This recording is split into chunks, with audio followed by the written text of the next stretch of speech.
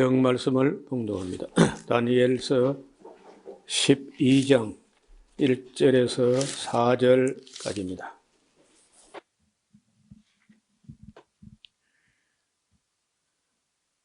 그때 내 민족을 호위하는 대군 미가엘이 일어날 것이요 또 환란이 있으리니 이는 개국 이래로 그때까지 없던 환란일 것이며 그때에 내 백성 중 무릇 책에 기록된 모든 자가 구원을 얻을 것이라. 땅의 티끌 가운데서 자는 자 중에 많이 깨어 영생을 얻는 자도 있겠고 수욕을 받아서 무궁히 부끄러움을 입을 자도 있을 것이며 지혜 있는 자는 궁창의 빛과 같이 빛날 것이요 많은 사람을 옳은 대로 돌아오게 한 자는 별과 같이 영원토록 비치리라. 다니엘아, 마지막 때까지 이 말을 간수하고 이 글을 봉함하라. 많은 사람이 빨리 왕래하며 지식이 더하리라. 아멘. 예, 드디어 다니엘서의 대단원까지 왔습니다. 길이는 그렇게 길지 않지만은 또 이게 압축되어 있는 내용이어서 또 설명을 하자면 또 이야기는 간단하지 않을 수도 있습니다. 종말에 관한 어떤 부분이 있다면은 12장, 다니엘서 12장 여기에만 종국사적 종말에 해당되는 몇 구절이 나올 뿐이고, 다니엘서 전체는 그 종말론의 틀을 짜기에는 많이 미흡한 책입니다. 그래서 종말론을 우리가 제대로 하려면은 요한계시록을 보고 해야 될 텐데, 대체로 지난 2000년 동안 요한계시록을 원만하게 또 이해될 만하게 설명한 그런 사례가 거의 없고, 책이나 논문이나 뭐 영상이나 여러 가지 방법으로 나름대로들 노력을 했지만은 아직까지 그렇게 명쾌한 종말론이 나오지 않았습니다. 그래서 이제 제가 92년도부터 벌써 30년이 넘었네요. 32년 전에 요한계시록이 참 기적적으로 이게 열리다시피 해서 꾸준히 이야기를 해왔는데, 사람들이 그 신구약 성경을 어느 정도 알아야 그 설명을 해도 또 이해가 되고 해요. 구약 성경을 모르면은 요한계시록 설명해도 이해가 잘 안 됩니다. 여기 지금 다니엘이 이 책을 쓸 때라고 하면은 뭐 BC 한 500년 정도 그런 때로 보면은 이 정도 이야기도 놀라운 이야기입니다. 여기 얼른 봐서 납득이 안 되는 것이 이 그때에라고 하는 이 말, 그때 그때는 어느 때인지는 모릅니다. 어떻든 그때라는 그 때에 네 민족을 호위하는 대군 미가엘이 일어날 것이다. 미가엘이 하나님의 나라에서 유일한 어떤 그 군장, 군대 장관 천사냐, 아니면은 수많은 군대 장관급의 어떤 천사가 있는데 유대 민족 혹은 이스라엘 민족만을 수호하는 그런 천사냐 하는 것도 뭐 이론적으로 아무도 정리한 게 없고, 또 성경을 통해서도 그렇게 명쾌하지 않습니다. 그 하나님의 나라 천국에 군대 장관이 뭐 천사 하나밖에 없을 것이냐, 얼른 보면 하나밖에 없는 것처럼 보여요. 미가엘. 그리고 뭐 다른 천사 이름이 성경에 나타나는 건 가브리엘, 둘밖에 안 보이는 거예요, 이름이. 그러니까 이게 다가 아니다고 보는 겁니다. 어떻게 둘밖에 없겠는가? 천천히와 만만이라고 하는데 어떻게 둘밖에 없겠는가? 이제 이런 이론을 하는데 또 자꾸 이야기하면은 또 복잡해져요. 어떻든 기록한 데까지만 이해하자면은 네 민족을 호위하는 유대나라, 이스라엘 나라를 수호하고 호위하는 대큰 군대 장관, 군대 천사 미카엘이 일어날 것이다. 그리고 큰 환란이 있다. 아니, 미가엘 천사가 일어나면 환란이 있다가 없어져야 되는데 그렇잖아요. 그런데 이 마태복음의 종말론이나 마가복음이나 혹은 누가복음이나 요한계시록이나 다니엘서 어디를 봐도 마지막 때가 행복하다. 행복하면 종말이 올 필요가 없죠. 어떻든 그 환란이라고 하는 말은 헬라식으로 하면은 들립시스라고 하는 말인데 이거는 시험하고는 다른 문제입니다. 시험하고 이거 환란 같은 말이 아닙니다. 환란이 때로는 시험이 될 수가 있으나 이 환란이라는 건 또 말할 때 전무후무하다. 개국 이래로 혹은 자금 이후로 전에도 없고 후에도 없는 대환란이 일어난다. 이건 공통적이에요. 자, 우리가 이제 인류가 노력해 온 것은 어떻든 간에 평안하기 위해서 또는 행복하기 위해서 노력을 해왔는데 왜 결론으로 가면 환란으로 끝나나요? 왜 이렇게 되는 거예요? 자, 이것도 이제 큰 숙제죠. 온 인류가 개인적으로 물어보면요, 우리가 노력하는 목적이 뭐냐? 평안하고 건강하고 행복한 삶을 영위하기 위해서 노력한다 할 거 아니에요.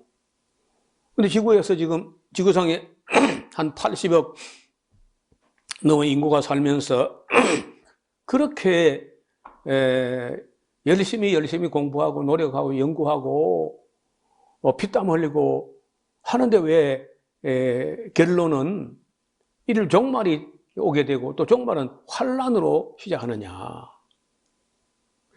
여러분 그 궁금하지 않아요?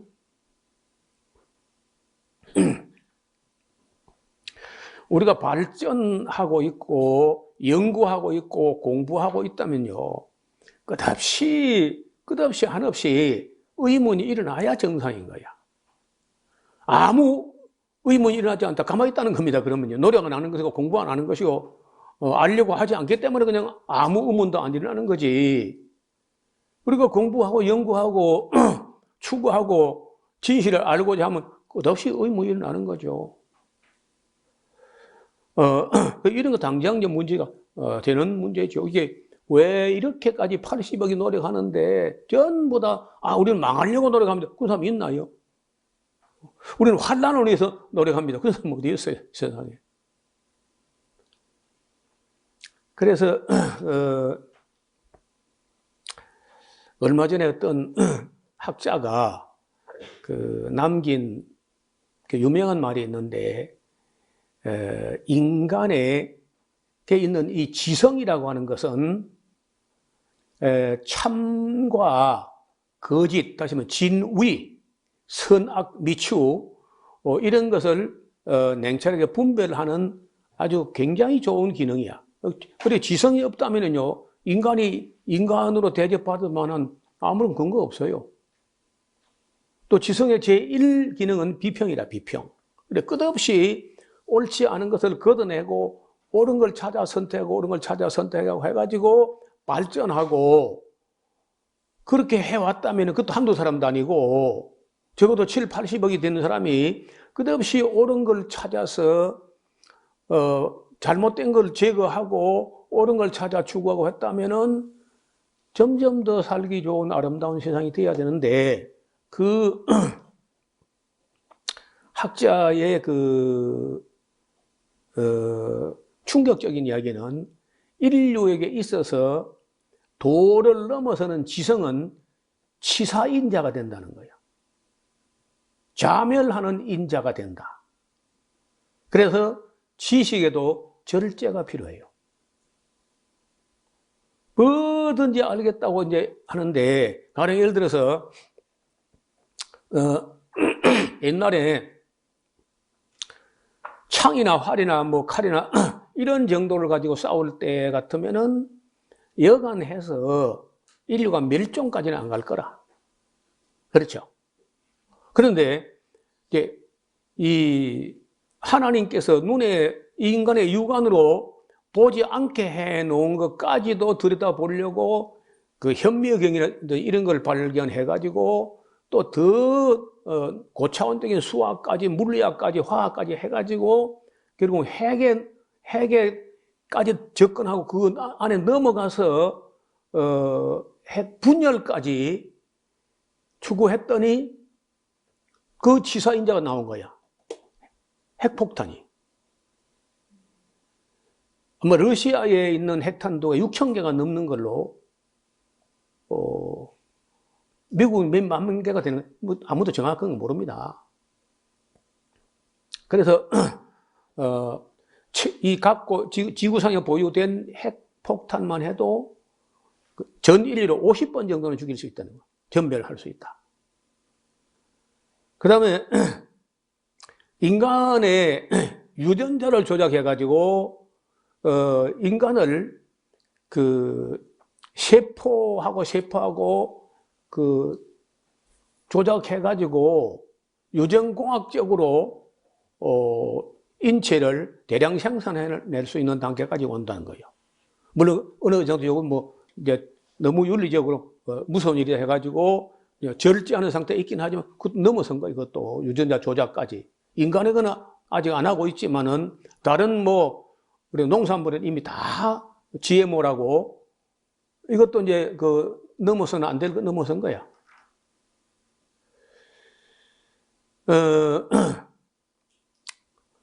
이런저런 이 문제가 인간에 갖고 있는 지성을 하나님이 허락한 걸 넘어서서 추구하는 그 지성은 치사인자로 치닫게 된다. 그래서 사도 베드로서 베드로 후서 1장에 지식의 절제를 하는 그런 말이 있는데 지식과 지성도 기술도 절제가 필요하다는 거예요. 근데 그건 못 막거든요. 인간의 호기심은 알면 더 알고 싶고 또 그 너머 알고 싶고 또 추구한다는 거예요. 그러다가 이제 인간이 꾀를 내다가 죽을 꾀를 낸다는 겁니다. 쉽게 말하면 인간은 이제 반드시 죽을 꾀를 낸다. 반드시. 근데 그것이 누구 손에 들리느냐에 따라서 여러분 핵 물리학이라는 것도 정말 인류를 사랑하고 생명을 사랑하고 하는 사람들 손에만 있다면은 또 어느 정도 너무 지나치지 않게 가면은 또 아무리 우리가 미워도 이걸 핵폭탄으로 만들어 가는 건 옳지 않다. 우리가 핵을 보유한 나라들이 회의해가지고 핵을 함께 다 분해해버리자. 거기까지 갈 수 있는 도덕력을 갖고 있느냐? 그거 안 갖고 있어요, 아무도.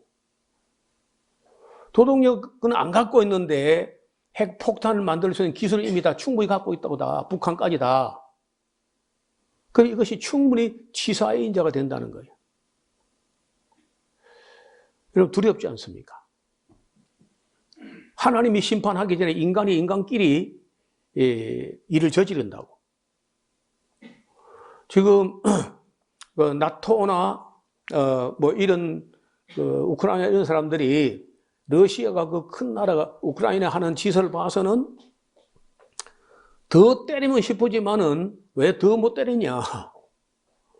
아니, 러시아가 어차피 이래저래 망하고 지고 패배할 바에야 핵무기 써보고 말지 그냥 말겠어요? 그래서 이제 한편은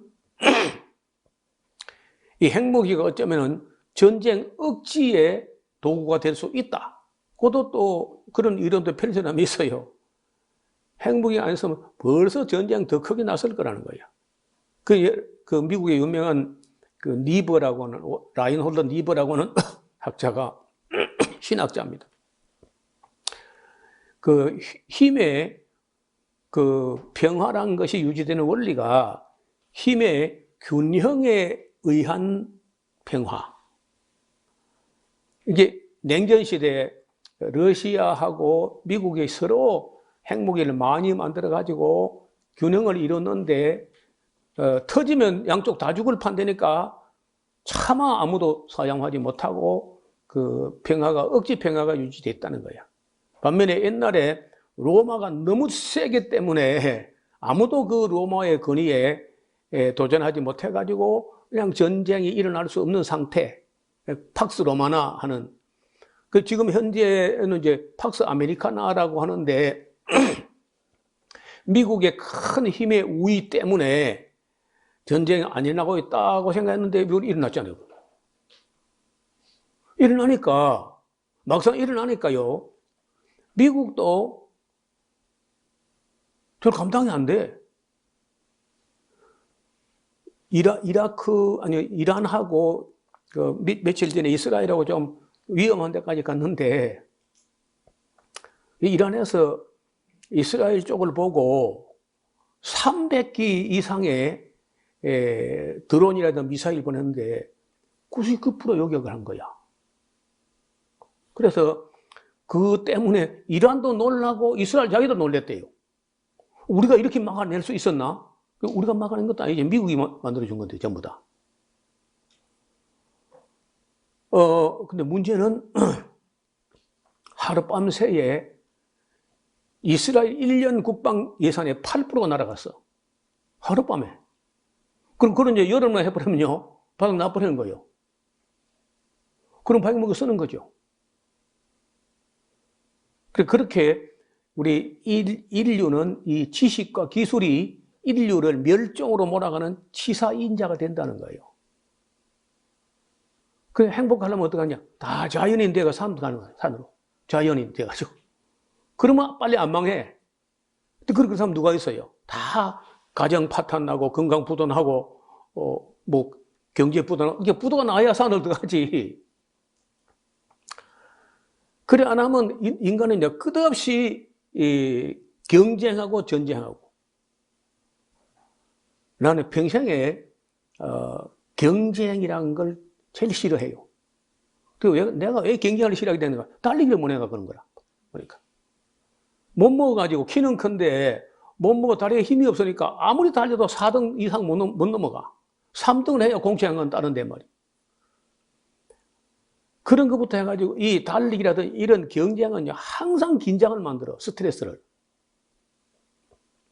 그래서 우리 한국 사람들이 왜 행복하지 않으냐. 여러분, 세계에서 가장 발전된 디지털 시스템 안에 살고 있는데 한국인은 행복하지 않아. 왜 그러냐? 전부 다 경쟁을 전쟁하듯이 하니까. 경쟁을 전쟁하듯이 하기 때문에 한국은 행복하지 않다는 거예요. 그래서 유럽에서 빨리 한국처럼 가면 안 된다. 그런다 사람 잡는 거다. 비록 우리가 조금 불편하게 살아도 여유를 즐기면서 속도를 즐기는 게 아니고 여유를 즐기면서 살자 하고 한국과는 경쟁 안 하기로. 빌 게이츠하고 경쟁하지 마라. 그건 미국 속담이야. 빌 게이츠하고 싸우지 마라. 반드시 코피 난다. 한국하고 경쟁하지 마라. 공멸한다, 공멸. 그래서 독일서부터 그런 바람이 불어가지고 그 교육 자체에서 아예 경쟁을 없애버립니다. 뭐 우리가 언제 좀 시간 나면 따로 한번 더 조금 말씀드릴 마음이 있는데 독일서부터 경쟁은 야만이라고 그 독일의 표어야. 경쟁은 야만이라는 거예요. 더 놀라운 것은 그 사람들은요, 이 초등학교, 중학교, 고등학교까지 석차라는 개념이 없어. 몇 등이 없는 거야. 다 다 1등이야, 다. 왜? 혼자 하면 1등이 전부 다. 여럿이 달아나게 안 하니까. 그거 참 놀라운 일이고, 또, 고등학교 졸업증만, 졸업시험 한 번 치는데, 고등학교 졸업시험 한 번 쳐가지고, 그거 치면은, 대학은 아무 데나 갈 수 있어요. 무슨 대학, 무슨 학 가든지 언제든지 갈 수 있어요. 또, 돈이 있든지 없든지 상관없이 갈 수 있다고. 그렇게 해놔도, 고졸 중에 16%, 20% 이상은 절대 대학을 안 가. 왜? 대학 가나 안 가나 급료가 거의 비슷해요. 한 47세 될 때까지 대졸, 고졸하고 그 급료가 거의 같습니다. 대학에 학비도 안 받고 생활비까지 대죠, 학교에. 차비도 줍니다. 그 정부가 대학생들 차비까지 다 줘요. 한 주간에 200km 이상 안에는 쥐맛대로 때는 교통비까지 다 줘도 안 가는 거예요. 필요가 없으니까. 그러니까 대학은 누가 가느냐? 공부가 좋아서 어쩔 줄 모르는 사람만 가는 거예요. 그렇게 하는데도 독일은 잘 살아요. 뭐든지 조금 한국보다 조금 느린 거예요. 근데 그 사람들은 느린 게 뒤졌다고 생각하지 않습니다. 느린 걸 즐기며 살아요. 느린 게 여유라는 거예요, 여유. 한국은 굉장히 빠른데 스트레스가 너무 많고 경쟁 때문에 사람을 못 살게 해요. 자, 그래서 우리가 여기 보면요, 요한 사도가 계시한 말에 사람들이 굉장히 빨리 달릴 거다. 굉장히 빠르고 빨리 왕래하고 그리고 지식이 더한다. 그럼 빨리 왕래하고 편리하고 그러면 여행하기 좋고 지식이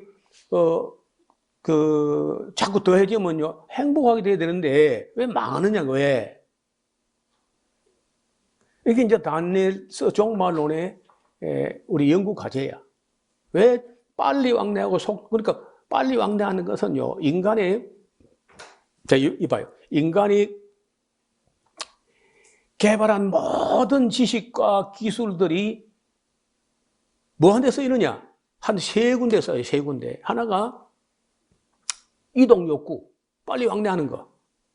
교통수단, 뭐 항공수단이든 자동차 수단이든 KTX든 무슨 빨리 가고 싶은, 어디를 가기는 가야 되는데 빨리 가고 싶은 이 욕구를 위해서 첨단 기술들이 다 동원됩니다. 두 번째는 전쟁하는데, 빨리 죽이는데, 설설 죽이는 게 빨리 죽이고 많이 죽이는데 인간의 지식과 기술이 사용돼요. 그 다음에 또 한 기술이 어디 쓰냐면요. 병을 안 걸리게 하거나 병 걸리도 낫게 하는데 이제 그 기술이 써야 되는 거야. 되게 이 인간의 지식과 기술이라는 것은 그 세 가지를 위해서 대부분이 집약되고 동원되는데, 근데 그러면은 우리가 볼 때 전쟁 때문에 망한다는 건 이해가 되는데, 아니 빨리 왕래하고 지식이 더 한다고 해가지고 인류가 망해야 되느냐? 그때 망한다는 거예요. 그 이야기는 또 다음에 또 한 번 더 시간 내면은 말씀을 드리겠습니다. 그래서 저는 글쎄 여러분들 자녀고 또 아이들이 크면 또 자기 마음대로 할 것이기 때문에 누가 내가 말한다고 내 말한 대로 되지는 않겠지만은 세상 경주에 달리게 하게 하지 말자. 우리는 예수님을 바라보고 경주해야지 세상이 마귀가 시키는 경주에 내 자식을 내몰아 가지고 그런 경주하게 하지 말자. 나는 그런 생각을 갖고 있습니다. 여러분 알아서 하시는데 나는 그래요. 그게 절대 행복하게 하지 않습니다. 그러니까 환란이 있다는 거예요. 개국 이래로 그때까지 없던 환란인데 그때 내 백성 중에 믿는 자는 구원받는다 이거 되어 있지 않고요. 책에 기록된 모든 자가 구원을 얻게 된다.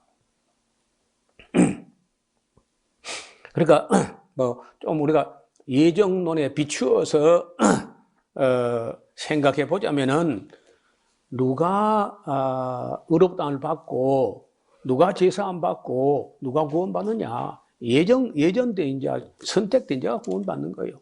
또 믿는 것도 누가 믿냐? 그 사람들이 믿는 겁니다. 예정된 자가. 그래서 그런 사람들 책에 기록됐는데 책이 언제 기록됐냐? 창세전에 기록됐다는 거예요. 창세전에.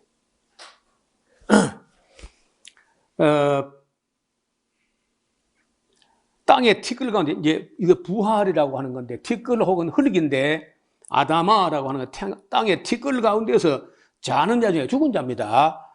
깨어 영생 얻는 자, 이게 부활이죠, 부활. 땅의 티끌 가운데 서 자는 자 중에 깨어 영생을 얻을 자도 있겠고, 이거 부활에 참여하는 겁니다. 반면에 수욕을 받아서 영원히 부끄러움을 입을 자도 있을 것이다. 참 좋게만 부끄러운 정도로 표현하는데, 여러분 세상에 무엇이 부끄럽니 무엇이 부끄럽니 하는 거, 세상에서 부끄러운 건 부끄러운 게 아니야. 천국에 가지 못했을 때, 우리가 구원에 들지 못하고 천국에 들어가지 못했을 때, 바깥 어둠에 있게 될 때, 그건 영원한 부끄러움일 거예요. 영원한. 그러니까 이 지금 현재 세상에서 뭐 좀 부끄럽고 뭐 그건 아무것도 아니냐. 힘들어도 뭐 아무것도 아닌 거고, 그는. 여기 이제 부활의 첫째 부활에 참여할 자들과 버려둠을 당할 자 이야기 같은데, 부끄러움을 당할 자도 있을 것이며, 또 상급이 있어. 지혜에 있는 자는 궁창의 빛과 같이 빛날 것이요, 많은 사람을 옳은 대로 돌아오게 한 자는 별과 같이 영원토록 비치리라. 여러분, 이게 최고 영광이 아닌가요? 많은 사람을 바른 대로 돌아오게 한 것. 반대는 어찌 된가? 많은 사람을 잘못된 길로 미끄러지게 실족하게 한 자들. 나는 그 대표적인 사람들이 진화론 자라고 봐요.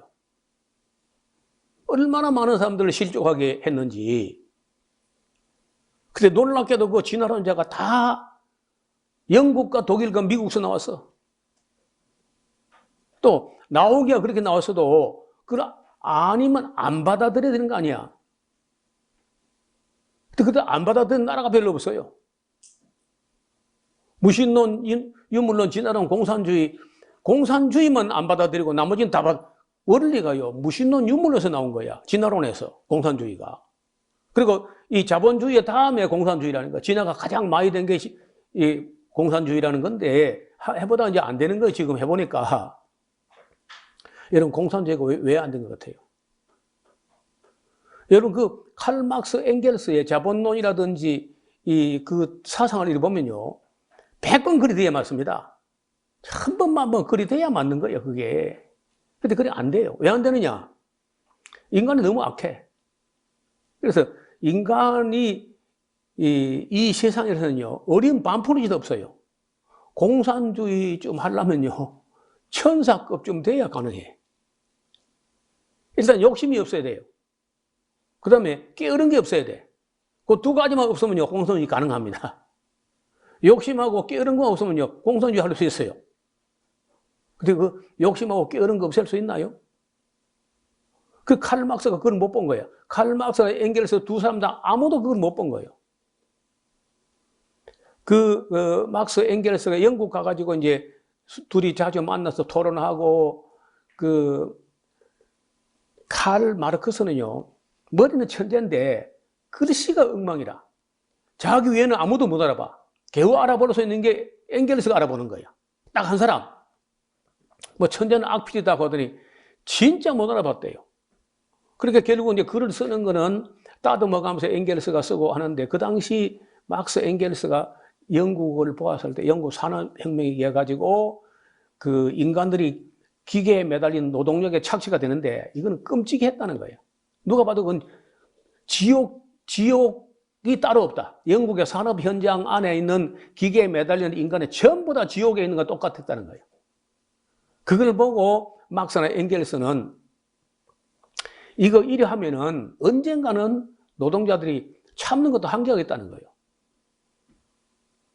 저 자본주 경영자는 이 숫자가 한둘밖에 안 되고, 군인, 경찰이 있다 손쳐도 저 노동자들이 폭동이 나버리면 세상 끝난다.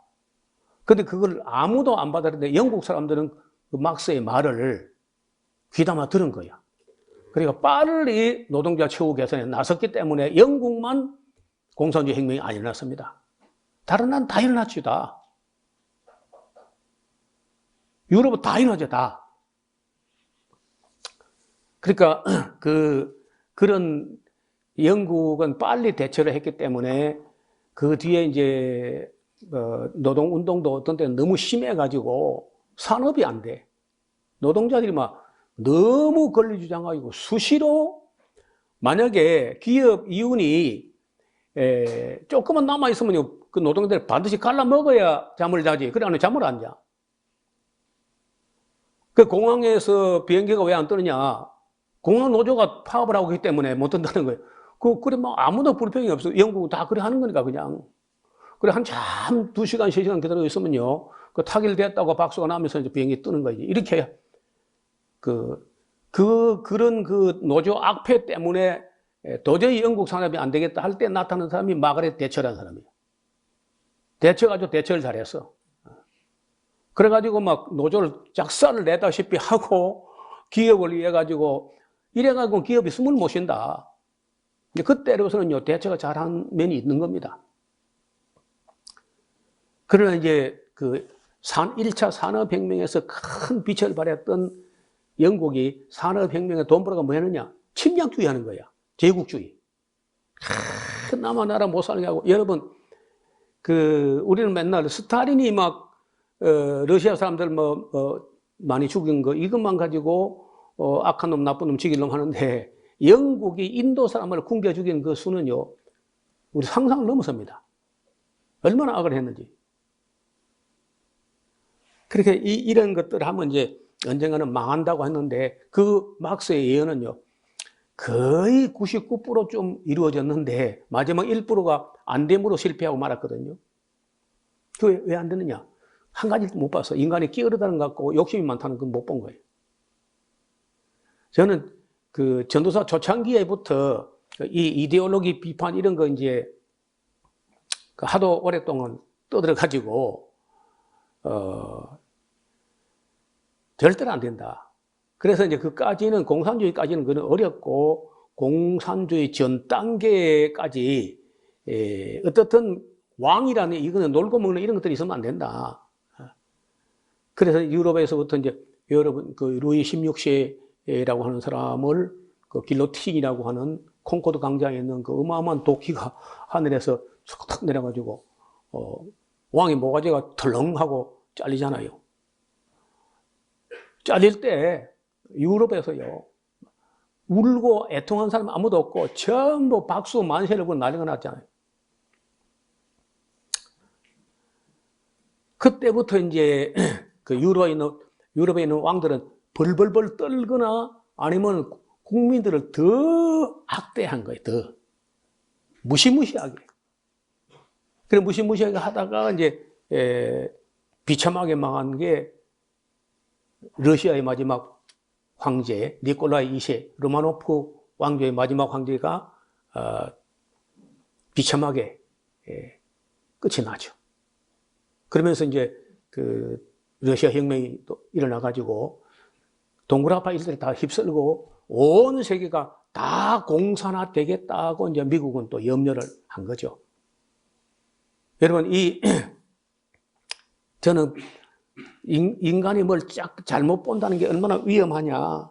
그 막스가 다 많은 걸 옳게 말했는데 그 결정적으로 못 본 게 인간 속의 죄성. 죄성은 두 가지인데 하나는 게으른 거하고는 하나는 욕심이야. 그래 안 됩니다, 절대로. 이 땅에서는 어느 누구도 할 수 없어요. 그러니까 진화론적인 세계관을 가지고 교회를 등진 사회 지식전에서는요, 인간은 끝없이 진화되고 진보되고 마침내 인간이 진보되고 진화돼 가지고 신의 경지에 도달할 거다. 그 헤겔부터 그런 생각을 합니다. 독일의 철학자 헤겔이 두 가지 세계관이 있는데 하나는 기독교적 역사관의 시작이 있고 끝이 있는 거야. 이걸 보통 시작과 끝이 있는 역사관을 직선적 역사관이라고 그래요. 반면에 계속 돌고 다 순환되고 또 환원되고 복고되고 이렇게 한다. 이게 두 가지 역사관이 있었는데 해결이 얼마나 머리가 좋냐. 그 두 개를 합해요. 어떻게 직선적 역사관과 윤회적 역사관을 어떻게 융합을 하느냐. 그 말이 안 되는 것 같은데 해겔이 그 유명한 그 정치 철학 원리가 뭐냐면요. 태제, 안티대제, 신대제 이렇게 이제 해요. 그 태제가 뭐냐? 으시다 하고 정하고 하면요. 반대가 안티가 나와. 안티태제. 그러니까 태제하고 안티태제하고 이제 옥신각신, 왕배덕배, 티격태격하고 싸우다가 가만 싸우다 보니까 그 상대방 말도 일정 부분 일리가 있고 또 일정 부분도 상대방도 서로 원수인 줄 알았는데 보니까 그것도 일리가 있어가지고 한테 합하면 신태제가 돼가지고 발전한다는 거예요. 그래서 이걸 이렇게 발전하는데 XY가 이렇게 발전하는데 이걸 그냥 발전하니까 이렇게 정반합 해가지고 끝없이 인간은 진보되고 향상되고 그리고 그 발전돼 가지고 마침내 신이 되어가는 과정이라고 생각한 거예요. 근데 그 절대 정신이 그렇게 해가지고 완전화된 절대 정신이 신인데 잘 보면요, 해결을 잘 보면 지가 신인 거예요. 자기가 제일 많이 발전된 거예요. 위험한 거죠. 그 해결 죽고 나자 해결 좌파 우파가 갈라지는데 해결 좌파는 포이에르파하라고 그 신이 인간을 만든 게 아니고 인간이 신을 만들었다 이제 이렇게 해요. 그다음에 이제 해겔 우파는 켈케고르라고 그 덴마크의 우수의 철학자, 세상을 온 세상 혼자 짊어지고 근심하고 하던 그런 우수의 철학자인데 이 사람은 아니라는 거야. 하나님은 하늘에 계시고 인간은 땅에 있어 있더라. 인간은 타락한 것들이야. 구제불능이야. 무슨 인간이 신이 돼? 그 뭐 절대 부정해버리죠. 어떻든 그런데 지금 현재까지도 사람들은요, 신까지는 아니지만은 인간은 그 신의 경지에 왔다까지 막 이렇게 하다가 좀 성급한 사람이 미국에서 뉴 에이지라는 사람이 있었어요. 뉴 에이지. 뉴 에이지가 무슨 에이지냐? 2000년까지는 크라이스트 에이지라는 거예요. 예수님 에이지, 물고기 에이지, 익디스 에이지. 그러다가 이제 2000년부터 2016년부터인가 뭐 2160년부터는 이제 새로운 에이지가 오는데 그때는 그 인간의 에이지라는 인간의 에이지. 인간이 이제 그 소위 말해서 물병자리 에이지라고 하는데 인간이 그 물질주의 향락주의 허무주의 다 해와 다 목이 마르다가 누구든지 목마르든 내게로 오시 마시라 하고 이제 물을 퍼붓는데 그 인간이 신의 경지에 도달하는 신의 체험을 하면서 신의 경지에 올라간다. 그러려면 신의 목소리가 나와야 돼. 그게 방언이야, 방언.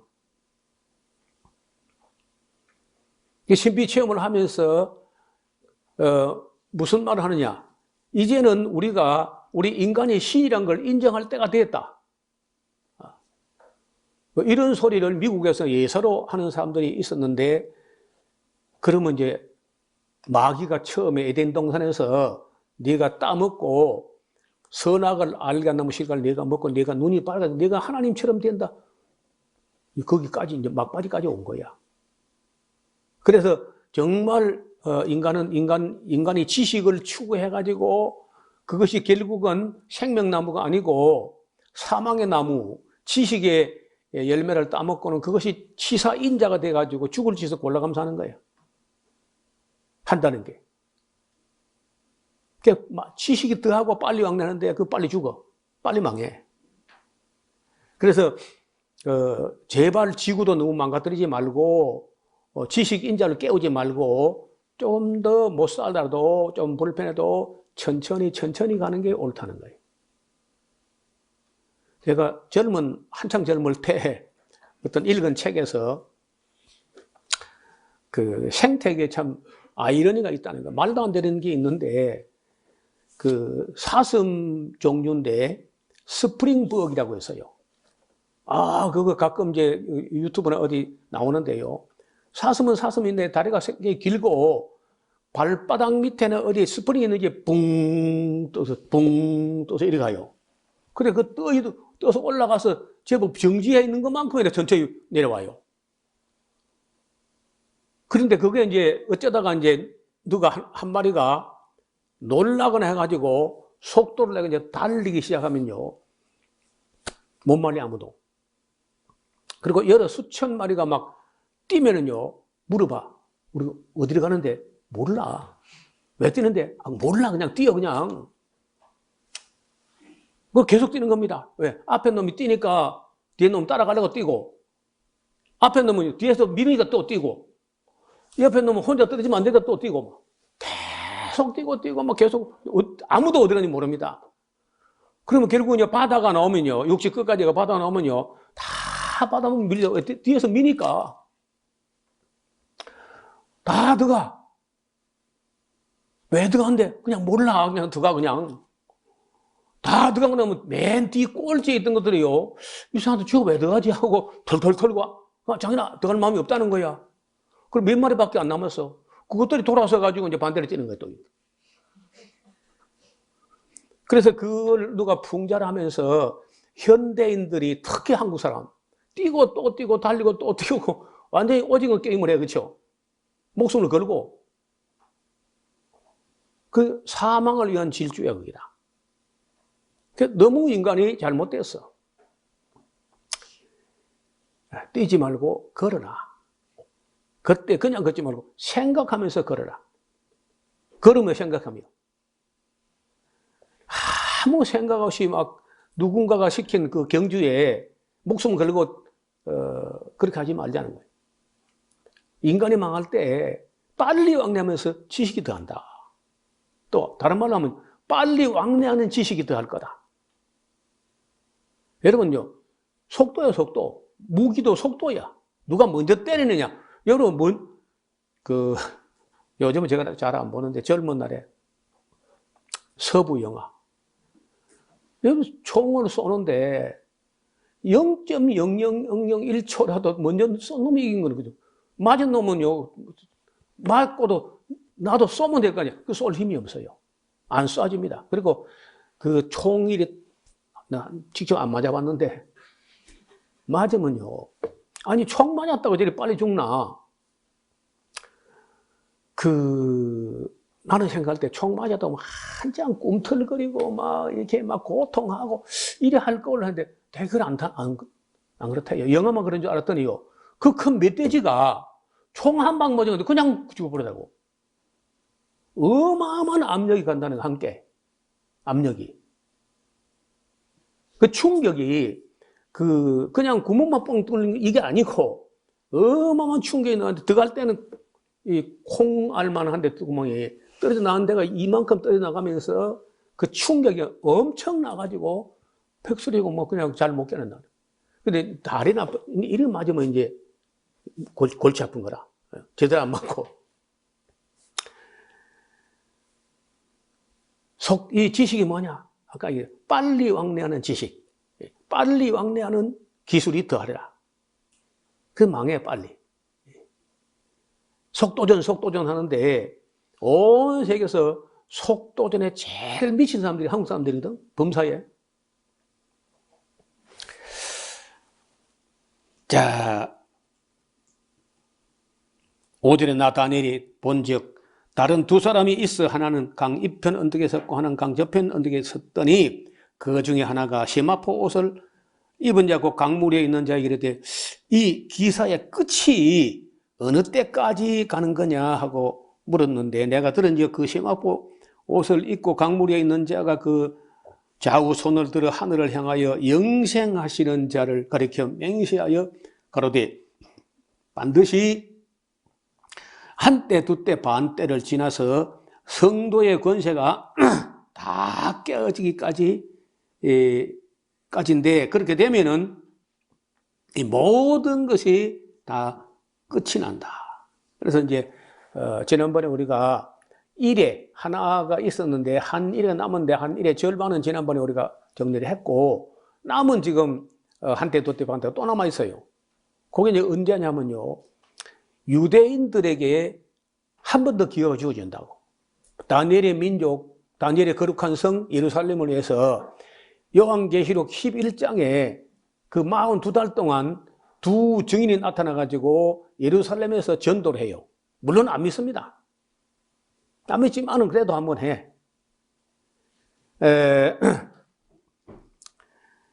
근데 다니엘이 듣고 8절에 내가 듣고도 깨닫지 못한지라 내가 가로되 내 주여 이 모든 일에 결국은 또 어떻게 되는데요? 하고 물었더니 대답을 안 하고 그 가로되 다니엘아 가라. 대저 이 말은 마지막 때까지 간수하고 봉해 놓을 거야. 봉함할 것임이니라. 많은 사람이 연단을 받아서 스스로 정결케 하며 희귀할 것이나 악한 사람은 악을 행할 건데 악한 자는요 아무도 깨닫지 못하되 어제 지혜 있는 자는 아주 제가 볼 때 극소수라고 봅니다. 극소수. 극소수가 깨닫게 될 거라. 자, 여기 이제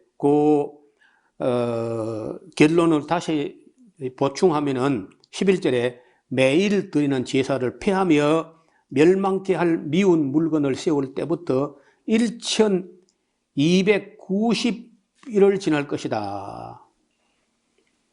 3년 7개월이죠. 43개월. 그러니까 딱 한 때, 두 때, 반 때만이 아니고 한 1개월이 더 보태져요. 그리고 또 기다려가지고 1335일까지 이르는 그 사람은 복이 있을 것이다. 또 어려운 얘기인데 이봐요. 마지막 대환란 때에 7 대접을 퍼붓고 할 것 때라도 다 죽는 건 아니야. 그야말로 그 대환란이 나오지만 다 죽는 건 아니고 천년을 옮겨 들어갈 사람이 있다고. 하나님도 잘 모르고 뭐 이런 사람들도 모두 다 죽여버린 건 아니고 얼마가 남아가지고 그 큰 환란을 겪어 넘어가가지고 예수님께서 보라 내가 만물을 새롭게 하노라 하는 순간에 이런 지금 현재 이 세상에서 기껏해서 6, 70년 뭐 이 정도 사는 사람들이 아니라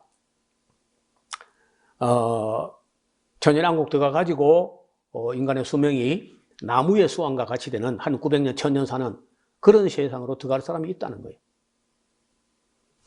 그 종말이 오고 대환란이 온다 해서 싹 다 죽는 건 아니야. 아까 여기 지금 그 예루살렘 유대인들을 위해서는 1290일 또 1335일 뭐 그런 얘기 있지만은 세상 사람 중에 내가 보기에는 후진국입니다. 후진국, 미개국, 잘 못 사는 나라 이런 나라 사람들 중에 다 죽는 건 아니고 좀 남아서 그래도 천년왕국 들어갈 사람이 있을 거라는 거예요. 뭐 이런 건 이제 하나 해석일 뿐이고 어떻든 여기 1335일에 이르는 그 사람은 복이 있다. 그리고 다니엘을 보고 자 너는 이제 떠날 때가 됐다. 너는 가서 마지막을 기다려라. 이는 네가 평안히 쉬다가 어디 가서 낙원에 가서 낙원에서 쉬다가 끝날에 네 업을 돌릴 거다. 너는 네가 성실하게 진실하게 충성되게 했기 때문에 낙원에 쉬다가 끝날에 가서 네 업을 누린다. 이렇게 이제 끝이 나는데요. 자, 앞을 좀 보세요. 뉴 에이지 신학에서는 우리 인간은 이제 우리가 신이라는 것을 인정할 때가 됐다. 이런 주장을 하는 데기다. 미국서 나오는 거예요. 요한계시록에는 적그리스도를 두고 이름을 안 쓰고요. 666이라고 그랬어.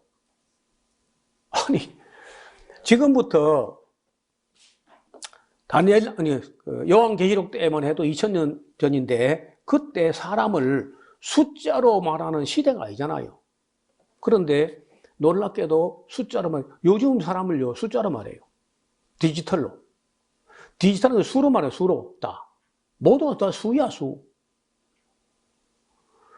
이것도 놀라운 이야기입니다. 모든 것을 숫자로 표기하는 에이지가 도래하게 된 건데 인간도 존엄한 인격체가 아니고 숫자로 표기된 자원에 불과하다고 인식하는 시대가 됐다는 거예요. 이명박 집권기에 교육부를요, 교육인적 자원부라고, 돈 벌어먹는 데 먹는 자원으로, 그렇게 이른바, 지금도 그런가 모르겠어요. 교육부가 아니고 교육인적 자원부라고. 이명박 눈에는요, 인간도 돈 버는 데 사용하는 경제적 자원에 불과한 거라. 철학이 없는 사람들 얘기죠. 아까 얘기했죠. 독일계 미국인으로 진화 생물학자였던 에른스트 발트마이어라는 이 사람이 아까 그런 말.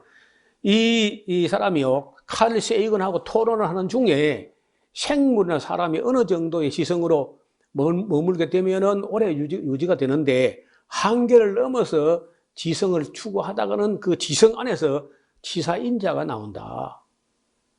이 마이어가 한 말이에요. 에른스트 발트마이어라는 독일계 미국인인데 오래전에 한 말이에요.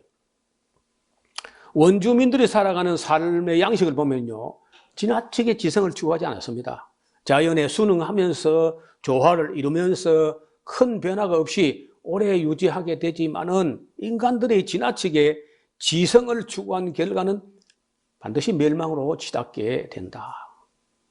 화약을 발명하거나 핵물리학, 유전자까지 손을 대는 인간의 지식과 기술은 인간에게 유익을 가져주는 것처럼 보이지만 실제로는 그 모든 지식이 인류의 치사인자가 돼가지고 빠르게 멸종으로 가게 된다는 거예요. 지금까지 봉건주의, 공산주의, 사회주의보다 자본주의적 체제가 물질적인 면에서 다소 빠르게 발전한 것은 아무도 부인하지 못해요.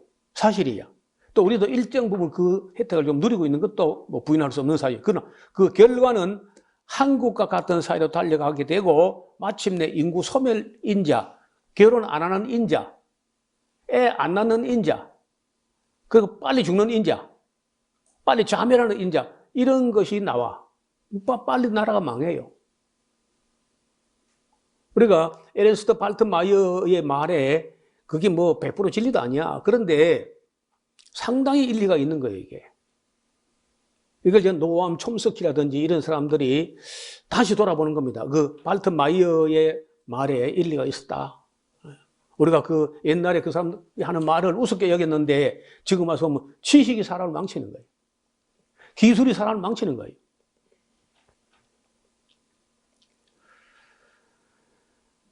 마침내 인구 소멸, 즉 치사인자, 멸종인자가 발현되어서 결혼도 하지 않고 출산도 하지 않고 교육도 보육도 하지 않고 편안하게 섹스만 즐기다가 인생을 끝내버리는, 그리고 조금 여기서 여행하다가 안락사를 합법해가지고 조용히 죽어 없어지는 아주 이런 이기적인 그런 인자가 나온다는 거예요. 다니엘서 이제 아까 우바에트 하히 그날에 그때에 하는 이 때가 어느 때냐? 그 다른 아무것도 연도가 표시 안 되고 그 환란이래, 환란. 그리고 이제 구원은 책에 기록된 자가 구원받는다. 그리고 땅의 티끌 가운데 자는 자 중에 영생 얻을 사람도 있고 수욕을 받아 영원 무궁히 부끄러움을 입을 자가 있다. 심판은요, 지혜 있는 자는 궁창의 빛과 같이 빛날 것이고 많은 사람을 옳은 대로 돌아오게 한 자는 별처럼 영원히 빛난다. 반면에 영원히 무궁히 부끄러움 받을 사람도 있다는 거죠. 그리고 비밀이 있는데 마지막 때까지 이 말은 안 풀리고 안 열리게 될 거다. 많은 사람이 빨리 왕래하며 지식이 더할 것이다. 또 다른 말로는 빨리 왕래하는 지식이 더할 것이다. 이런 말도 같은 말이에요. 한 때, 두 때, 반 때 동안 마지막 때에 대환란이 있게 된다. 다니엘이 내가 듣고도 깨닫지 못한지라.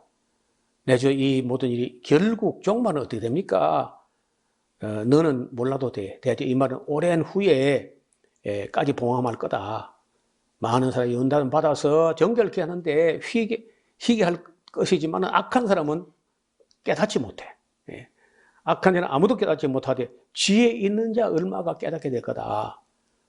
매일 드린 제사가 폐해지며 멸망케 할, 이 말은요, 지금 현재 예루살렘에 있는 그 황금 도움으로 된 이슬람 사원이 작살을 한다는 거예요.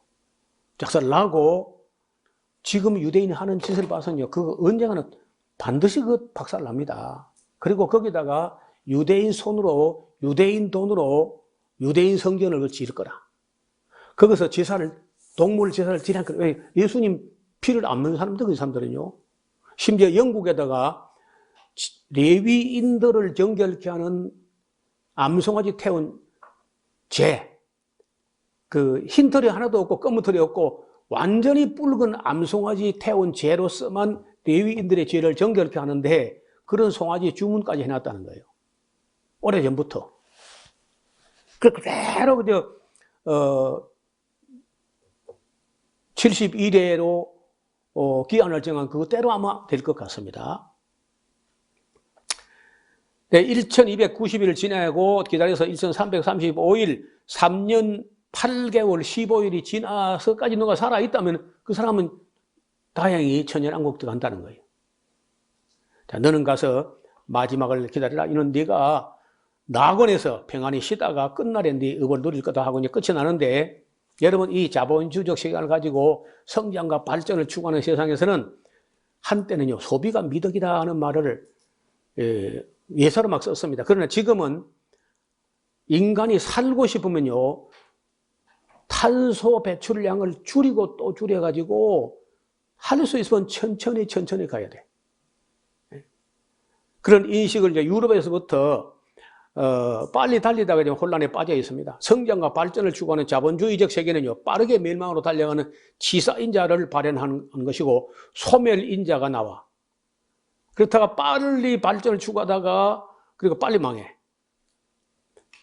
지금도 미국은요, 끝없이 성장하지 않으면요, 중국에 밀리는 이 강박관념 때문에 미국은 그 고민에 시달리고 있습니다. 그래서 중국의 독주를 막지 못하면은 제조업을 가지고 중국을 따라잡을 수가 없어요. 인구가 벌써 미국은 3억 3천만 밖에 안 되는데 중국은 14억이나 돼. 그 미국은 제조업을 다 작살내버렸다고 원래. 레이건 때부터. 그러니까 미국의 그 디트로이트로부터 해가지고 러스트벨트라고 전부 다 미국이 다 녹여 쓸었다. 그 제조업이다. 그러다가 이제 하도 안 되니까 새로 전부 다 임금을 빚어가지고 공장이 다 외국으로 도망갔다니까. 중국으로, 인도로, 뭐 베트남으로 다 도망갔어. 한국도 마찬가지. 그러다가 새로 그 공장을 불러들여. 그걸 안 하면 중국에 밀리니까. 그래서 어떻게 중국을 잡아가지고 자기들이 패권을 유지하려고 하는데 어려울 겁니다. 그렇지, 미국이라는 나라는 앞으로 이제 어려운 게, 글쎄 뭐 하다못해 남미에서 올라오는 유입되는 사람이라도 받아가지고 공장을 잡아 돌리면 모르지만 노동의 질이 너무 나빠요. 잘 어려워요. 근데 중국은, 물품의 질은 뭐 좀 떨어지지만요. 최근에는 그것도 그렇지 않아요. 제가 오늘, 그동안에 내가 좀 싼 맛으로 하면서 싸도 뭐, 값을 준 것만큼 값을 안 하겠나 하고 중국산 배터리 샀는데, 이런 절대 사지 마세요.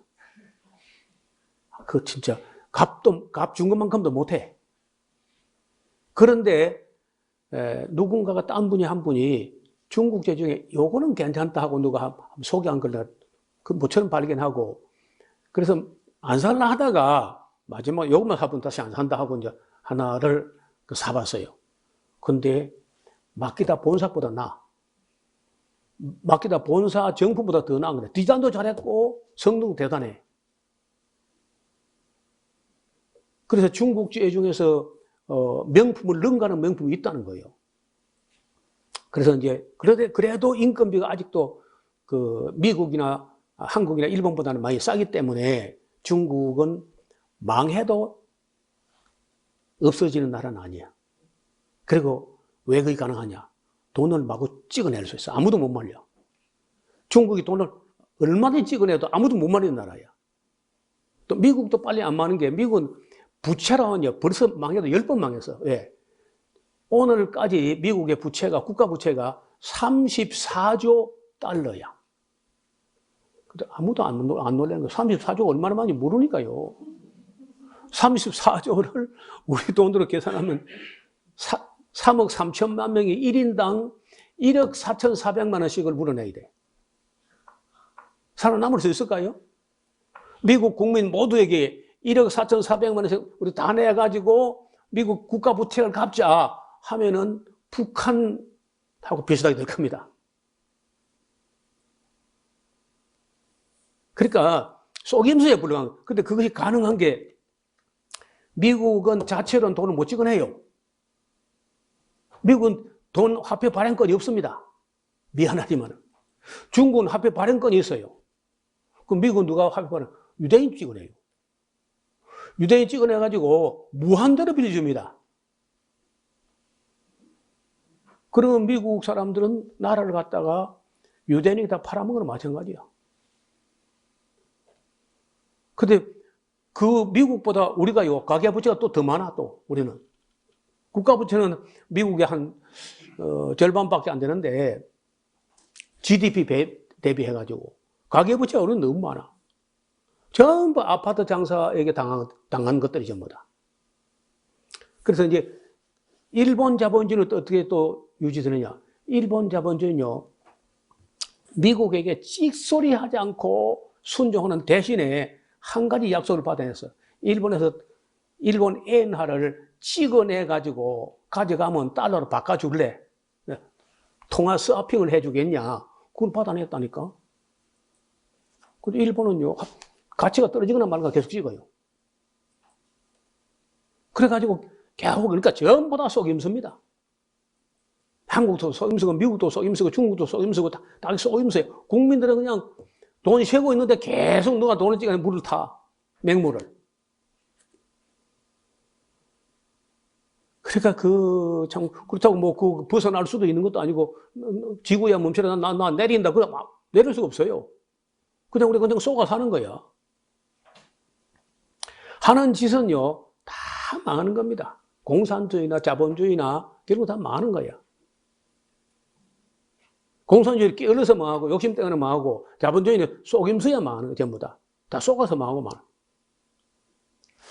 그래서 우리가 굉장히 빨리 달리고 열심히 일하는 것 같지만은 진리를 위한 열심이 아니고 경쟁에 의해 가지고 떠밀려서 사망의 경주, 오징어 게임을 하다가 인류는 끝나는 거예요.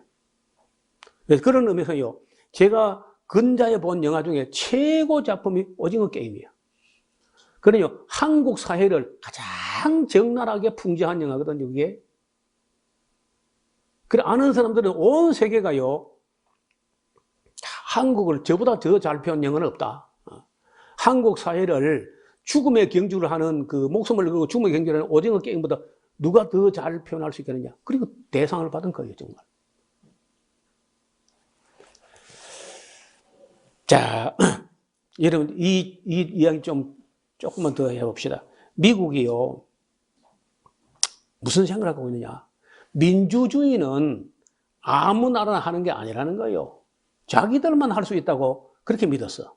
자기들 수준이 돼야 하는 거지. 한국이 무슨 민주주의겠더라. 그래서 한국은 딱 군부 독재가 딱 맞다는 거야. 그때가 어느 때냐면요. 미국 사람이 한국을 본 게 한국 전쟁 때 봤잖아. 그때의 한국 사람들을 보고 한국을 바로 본 게 아니죠. 그래서 절대로 영국이나 미국에서 한국 사람들 절대 한국에서 민주주의 안 된다 이렇게 했는데 내가 본 데 자기들보다 훨씬 더 나은 민주주의 만들어요, 한국이. 빨리 그것도. 서양 민주주의 다 300년 이상 된 거야. 우리는 50년 만에 만들어냈다고. 50년 채 안 돼요. 그리고 또 안 되는 게 뭐냐. 이 미국에서는요, 남미에 있는 것들은 절대로 민주주의 못 한다는 거야. 또 민주주의를 못하게 만들어요, 미국이. 절대로 못하게. 어떻게 하느냐. The School of the America라고 미국의 조지아 중에 그 군사 학교를 만들어요.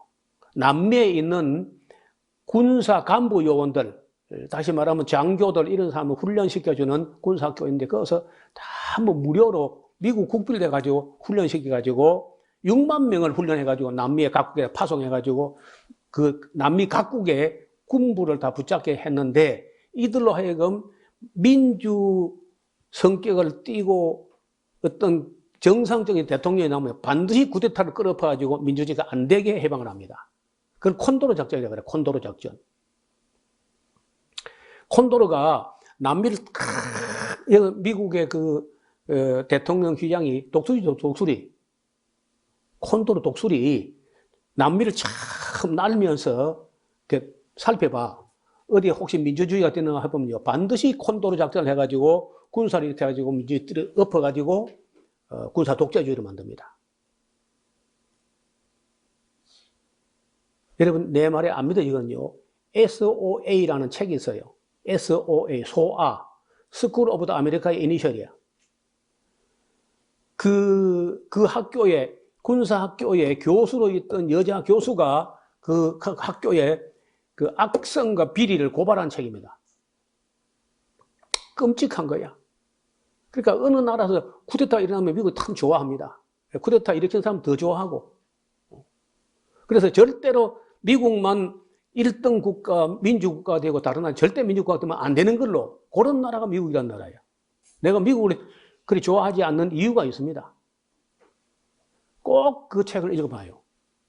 SOA라고, 소아라고. 그래서 이제 요즘 보면은 그 이스라엘을 돕는 그 미국을 보면 좀 뭐가 이상하잖아요. 왜 미국이 아무리 그 토니 블링컨이 뭐 그 이스라엘 몇 번을 가 해도 꼭 말 한마디도 못하고 그냥 와요. 네가 떠들으라 그러면 우리는 전쟁하는 거야. 그게 말이 돼요? 왜 이스라엘에게 미국이 그 큰 나라에 질질 끌려갑니까? 이스라엘 유대인은 채권자고 미국은 채무자야. 말 안 들을 수가 없어요. 유대인 말을 안 듣는 대통령 남아나지 못해요. 미국의 언론 다 유대인 거야. 은행, 월스트리트 다 유대인 거야. 영화사, 제약회사, 군산복합체 다 유대인 거야. 그러니까 이렇게 하다가요, 이렇게 미국하고 이스라엘이 이렇게 하다가 언젠가 종말에 가면요, 모든 세상 사람들이 이걸 알게 될 겁니다. 이스라엘이 얼마나 악해가지고 미국 위에서 미국을 종처럼 부려먹는 사람들인가 하는 비밀을 알게 되면요, 그때는 온 세상에 이스라엘을 미워하게 돼. 지금도 세계적으로 또 한 번 유대인 혐오주의가 나올 기미가 보인다는 거. 지금 이스라엘 하는 짓이 너무하니까. 요즘 와서 유대인들이 왜 그 박해를 당했는가 하는 영상을 만들기도 하고 그래요. 사람들이. 저렇게 하니까. 내가 한 가지만 더 얘기합시다. 얼마 전에 카나다에 있는 교수 중에 노만 빙켈슈타인이라는 유명한 학자가 있어요. 이 사람이 인더스트리 오브 홀로코스트 산업이라는 책을 썼는데, 유대인들이 독일로부터 돈 우려먹는 산업이다, 홀로코스트 이야기가 해가지고 그 유대인들을 고발하는, 유대인입니다, 이 사람도. 유대인이면서 홀로코스트의 말로 독일에서 돈 우려먹는 산업이다 해가지고 뭐 유대인들부터 욕을 대배기로 먹고 대학에서 잘린 교수가 있습니다. 그 유대인 교수 중에 양심 중에 양심이라고 인정을 받는 빙켈슈타인이라는 사람이 있어요. 그런 사람뿐이 아니라 몇몇 사람들이 이렇게 하다가 유대인이 다시 한번 온 세계부터 미움받게 된다. 이제 그만해라, 좀 그만해라. 많이 먹었다, 아이가. 그런 얘기를 하는 거예요. 만약에 말이야, 내가 유대인 지도자 같으면은 자기들이 유럽 땅에서 고생한 거 다 알지, 우리가. 그러면은 자기도 겪어봤으니까 자기가 떠나 있다가 팔레스타인은 오랫동안 이 땅을 관리하고 지켜줬으니까 우리가 더불어 같이 살자 하고 독일에 보상받은 것 가지고 그 가자지구 사람도 좀 집도 지어주고 그래야 맞는 거 아닌가? 입장 곤란합니까? 우리가 얼마든지 평화 공존을 만들어낼 수 있다. 이렇게 해야 홀로코스트 그 고생한 보람도 있고 보상받은 보람이 있을 거 아니야. 내 말이 틀렸어요? 이스라엘에 그런 지도자가 없는 거예요. 수준이 안 돼. 너무 해도 너무 하잖아요.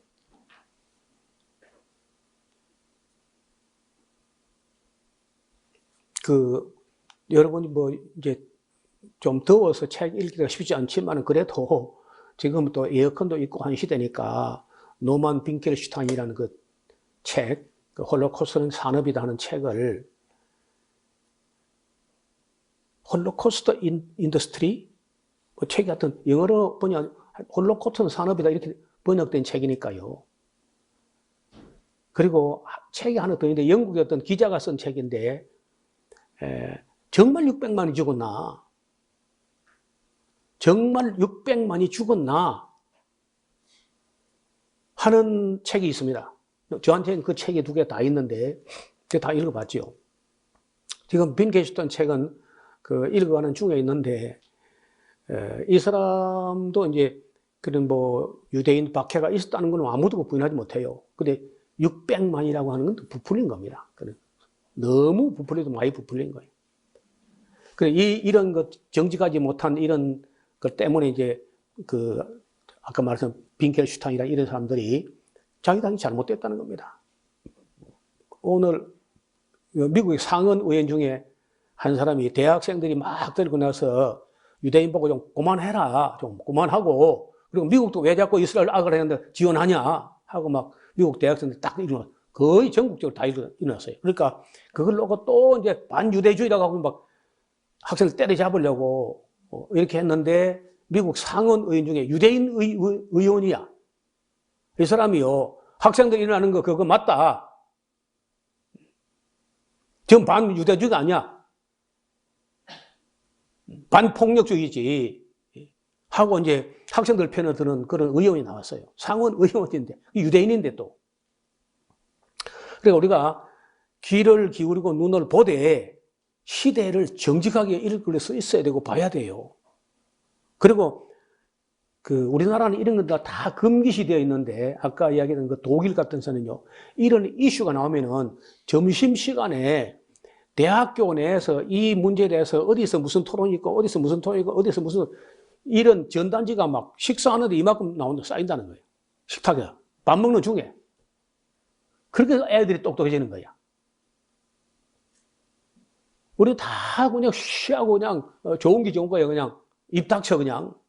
이렇게 하니까 국민들은 전부 다 가짜 뉴스에 쏘가 놀아나고 휘둘리고 그렇게. 좀 우리 기독교인들은 깨어가지고 역사들을 보고 또 현실도 보고 미래도 볼 수 있는 그런 안목이 있기를 주의 이름으로 축원합니다. 하나님 아버지, 다니엘서를 볼 때도 미래는 정말 두려운 시대고 마지막 때 환란이 있게 될 텐데 여기는 성도들이 어떤 환란을 당할 것인지 기록되어 있지 않지만은 우리가 언젠가 요한계시록을 다시 볼 텐데 하나님 말씀을 통해서 우리가 과거, 현재, 미래를 밝히 내다보고 준비하는 지혜로운 백성들, 또 많은 사람들을 바른대로 돌아와서 하늘의 별과 같이 영원히 빛이 나는 사람들이 되게 하여 주옵소서. 예수님 이름으로 기도드리옵나이다. 아멘.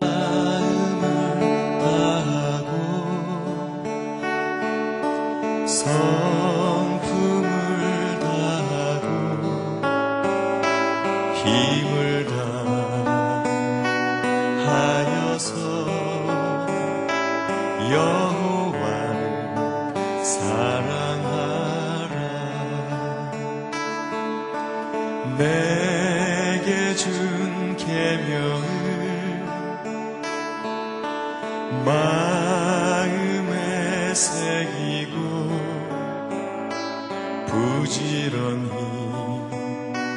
부지런히 이웃에게 전하여라. 그러면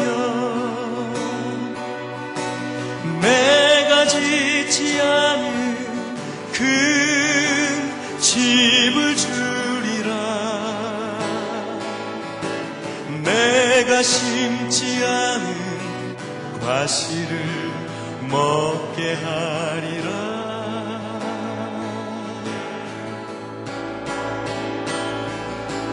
그러나 한 가지 잊지는 말아라. 죄인